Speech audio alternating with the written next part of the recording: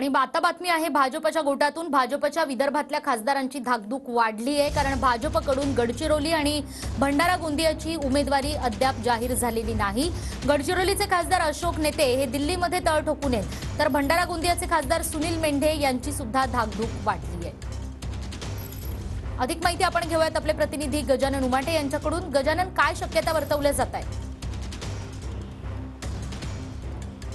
नक्कीच विदर्भातही भाजप धक्कातंत्राचा अवलंब करण्याची शक्यता आहे। 10 लोकसभा मतदारसंघापैकी फक्त 4 जागा काल जाहीर केलेल्या आहे। पूर्व विदर्भातील गडचिरोली हा मतदारसंघ गेल्या वेळेस भाजपकडे होता, यावेळेसही भाजप लढणार आहे, परंतु विद्यमान खासदाराचं नाव पहिल्या लिस्टमध्ये नव्हतं, त्यामुळे तिथेही धक्कातंत्राचा उपयोग केला जाऊ शकतो। अशोक नेते गडचिरोलीचे खासदार सध्या दिल्लीत उमेदवारीसाठी तळ ठोकून आहेत, तर भंडारा गोंदिया जे सुनील मेंढे खासदार होते त्यांचाही पत्ता कट होण्याची शक्यता जी आहे ती वर्तवली जाते, कारण की गडचिरोली आणि भंडारा गोंदियाचे विद्यमान खासदार जे आहे त्यांचं 2-3 सर्वेमध्ये नाव 3ऱ्या आणि 4थ्या नंबरवर होतं, त्यामुळे तिथे धक्कातंत्र देऊन नवीन उमेदवार देण्याची शक्यता आहे। भंडारा गोंदियावरून माजी राज्यमंत्री परिणय फुके यांना उमेदवारी दिली जाऊ शकते, तशी शक्यताही वर्तवली जाऊ शकते। तर गडचिरोलीमधून मंत्री धर्मराव बाबा आत्राम यांना भाजपकडे घेऊन त्यांना कमळावर उमेदवारी देण्याची हालचाली जी आहे त्या भाजपच्या गोटातून दिसून येत आहे। एकूणच धक्कातंत्र आहे। दुसरं महत्त्वाचं, तिसरा महत्त्वाचा मतदारसंघ जो भाजप लढणार आहे तो म्हणजे अमरावती लोकसभा मतदारसंघ। नवनीत राणा यांना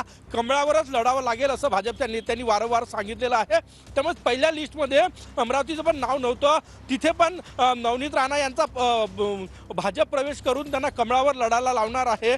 तर पूर्व विदर्भातील गडचिरोली आणि भंडारा गोंदियामध्ये भाजप धक्कातंत्राचा अवलंब करणार असल्याची माहिती आहे। उरलेले जे मतदारसंघ आहेत त्याच्यावर अजूनही रस्सीखेच सुरू आहे, कारण की